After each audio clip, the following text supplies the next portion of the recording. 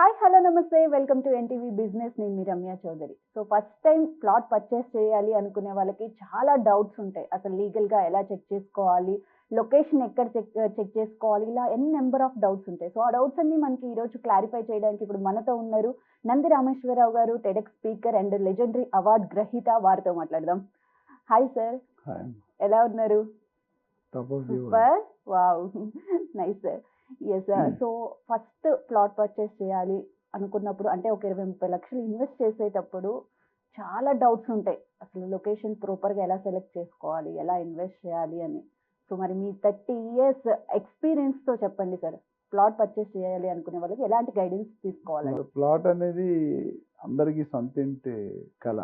అంటే ప్రతి ఒక్కరు కూడా ఈ భూమి మీద పుట్టిన ఒక ఇల్లు ఉండాలి, ఒక స్థలం ఉండాలి. నేను చాలా వీడియోస్ చెప్పాను, ప్రతి మానవుడికి 2-3 విషయాలు కంపల్సరీ. ఒకటి 100-200 గజాలు స్థలం, సిటీలో కొనుక్కోవడం, బయట కొనుక్కోవాలి. గ్రోత్ కారిడార్, ఓఆర్ఆర్కి ట్రిపుల్ఆర్ఆర్కి. రెండోది ఒక ½ కేజీ బంగారం. ఇప్పుడు ½ కేజీ సిల్వర్ కూడా వస్తుంది.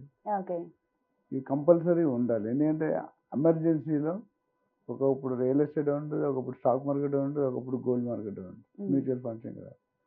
సో కొనుక్కునే వాళ్ళు ఏంటంటే ఫస్ట్ చాలామంది మిస్టేక్ చేసేది ఏంటంటే వాళ్ళకి ఎక్కడ కావాలో తెలియదు, ఎందుకు కావాలో తెలియదు, ఎప్పుడు కావాలో తెలియదు. నేను నిన్న మన కెనడా నుండి ఒక కస్టమర్ పోయింది.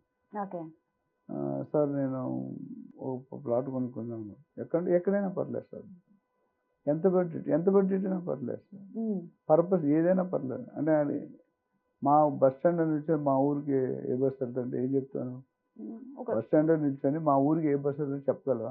లేదు. దాన్ని చెప్పే ఆన్సర్ లేవు. బడ్జెట్ ఓపెన్, ఏరియా ఓపెన్, అన్నీ ఓపెన్ అయితే ఇంకా మొత్తం డీల్ అవ్వదు.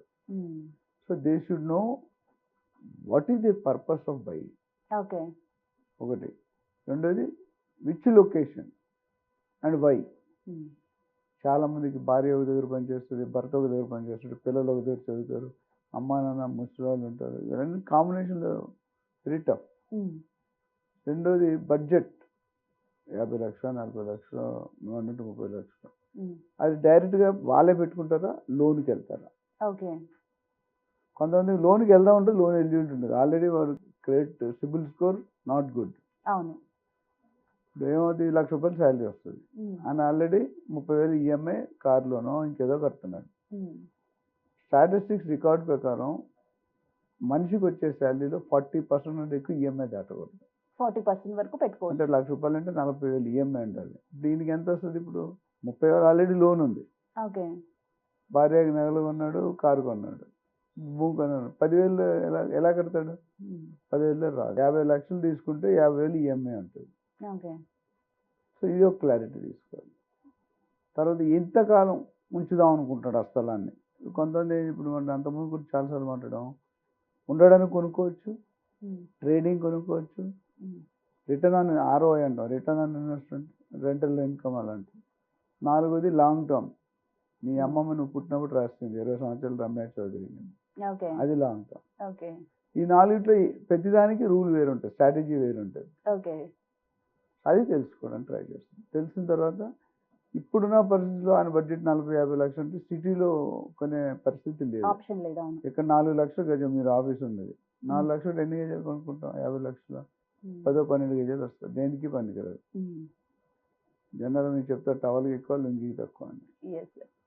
సో దానికి మేము గైడ్ చేసేది ఏంటంటే, జనరల్గా హోమ్ లోన్ ఎప్పుడు చీప్ ఉంటుంది, కార్ లోన్ ఎప్పుడు కాస్ట్ ఉంటుంది, చూసుకోండి. సో అది క్లియర్ చేసి డిఫరెంట్ ఐడియా, అంటే వాళ్ళకి బర్డన్ తగ్గించే విధానంగా ప్లాన్ చేస్తాం. యాజ్ ఎక్స్పర్ట్గా మీరు 40-30 ఆల్రెడీ ఎంత తీసుకుంటారు? 15-20 లక్షలు తీసుకుంటాడు. సో ఎప్పుడు కూడా house loan rate interest will be lesser than commercial loan. So మరి లీగల్గా ఎలాంటి వెరిఫికేషన్ చేసుకోవాలంటారు? లీగల్గా ఫస్ట్ టైటిల్ క్లారిటీ తీసుకోవాలి. టైటిల్ క్లారిటీ అంటే ఆ ప్రాపర్టీకి 50 సంవత్సరాలు రికార్డ్ చెక్ చేయాలి. దాన్నే మనం లింక్ డాక్యుమెంట్స్ అంటాం. లింక్ డాక్యుమెంట్లో అంటే దాని మొత్తం చరిత్ర ఉంటుంది. అంటే 1950లో లేఅవుట్ వేసిందంటే కనుక అప్పుడు మీరు నన్ను పుట్టలేదు, ఇట్లాగా మీరు పుట్టితే నాకు తెలియదు.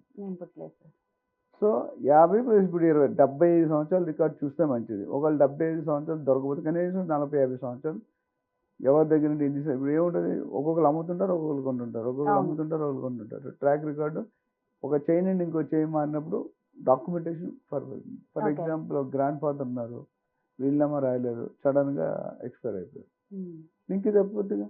ఉమ్, మీ తాతగారు మీ నాన్నగారికో లేకపోతే మీకో రాసి ఉండాలి. ఉమ్, రాయలేదు అనుకోండి, అలాగే మీలో 3 డాటర్స్ ఉన్నారు, 2 బ్రదర్స్ ఉన్నారు, నేను ఆడపిల్లలకి ఇవ్వమంటాడు ప్రస్తుతం, లేకపోతే మీ అన్నయ్యలకి ఇవ్వమంటాడు, రకరకాల ఫిట్టింగ్స్ ఉంటాయి. కాంప్లికేషన్స్ వస్తాయి. ఆ కాంప్లికేషన్ క్లియర్ చేసుకోవాలి. అప్పుడు ఏం చేయాలి, మళ్ళీ డెత్ సర్టిఫికేట్ సబ్మిట్ చేసి ఆ రెగ్యులర్ ఎస్ఆర్ఓ రికార్డ్స్ అప్డేట్ చేసి, అప్పుడు లేదా మీకు అమ్మడానికే పవర్ లేదు, ఓకే. అది మ్యూటేషన్ అంటాం. ఓకే.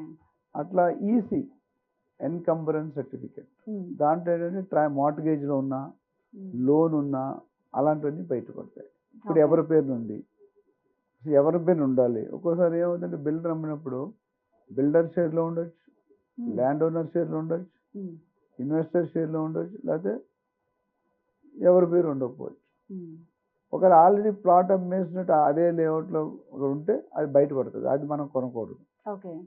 డూప్లికేట్ కదా. ఉమ్, సో ఇది జాగ్రత్త. అట్లానే లీగల్ ఒపీనియన్ తీసుకోవాలి. ఓకే.